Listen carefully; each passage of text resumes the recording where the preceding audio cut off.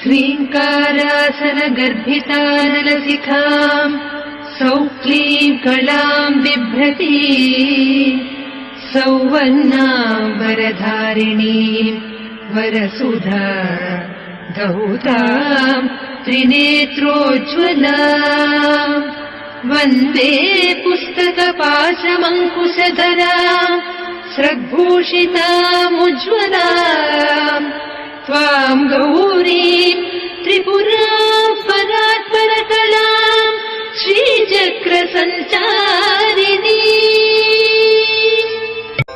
ॐ ऐं ह्रीं श्रीं ऐं क्लीं सौः।